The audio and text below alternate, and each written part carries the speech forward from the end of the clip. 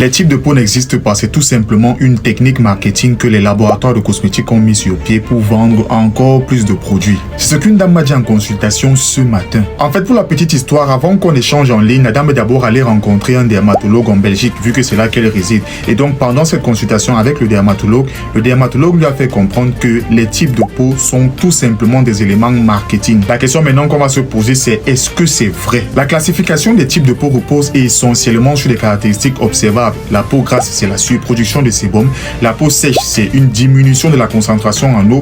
Ou encore la peau mixte qui va être ici basée sur une zone T qui sera grasse et une zone des joues qui sera soit sèche, soit normale. Cette classification donc a été popularisée dans les années 1900 par les fabricants de produits cosmétiques pour en quelque sorte mieux segmenter leurs produits. Mais certains dermatologues ne sont pas du tout d'accord. Ils estiment premièrement que la peau est dynamique et que ses caractéristiques peuvent changer en fonction de différents facteurs internes, hormones, alimentation ou même encore génétique, et même certains facteurs externes comme la pollution, le climat ou même encore les produits qu'on utilise. Deuxième raison, ils trouvent que réduire la peau à un type fixe fait qu'on va ignorer ces différentes problématiques, taches pigmentaires, sensibilité ou même encore des affections cutanées comme le psoriasis ou encore l'eczéma. Pourtant, ce sont ces problématiques qu'on doit résoudre et non le type de peau. Le troisième argument qu'ils avancent, c'est que cette classification est souvent utilisée pour vous pousser à acheter des produits pour chaque type de peau, même si votre peau n'en a pas véritablement besoin. Et ces arguments sont bien logiques et valables. Mais il y a quand même des études cliniques qui démontrent et qui confirment que certaines caractéristiques cutanées objectives existent bel et bien. Quantité de sébum, niveau d'hydratation, impact de l'environnement sur la peau, etc.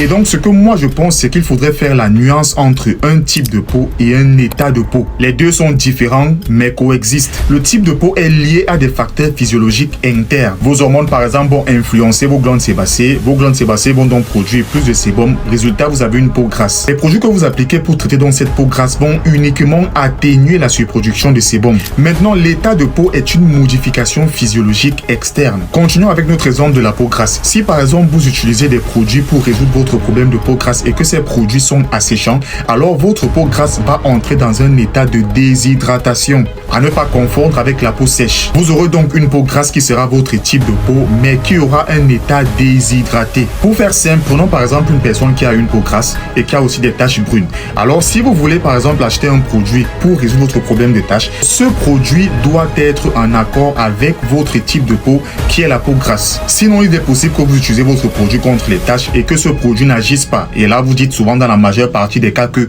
le produit est fake ou alors que le produit n'est pas efficace. Non, vous avez acheté certains produits contre les taches, mais pas un produit contre les taches pour peau grasse. Et ça donc, c'est la raison pour laquelle je vous demande souvent de faire la différence entre le conseil d'un produit et la vente d'un produit. Si je prends par exemple ce lait corporel et que je vous dis par exemple lors d'une vidéo, voici le meilleur lait corporel pour résoudre votre problème d'hyperpigmentation. Alors là, c'est une vente de produits que je suis en train de faire. Ce n'est pas un conseil. Le conseil voudrait que, comme le produit ne peut pas convenir forcément à tout le monde, qu'on précise justement à qui ou alors à quel type de peau ce produit va convenir. Et donc, en l'occurrence ici, ça va être un produit qui va traiter l'hyperpigmentation, mais qui est spécialement formulé pour peau sensible.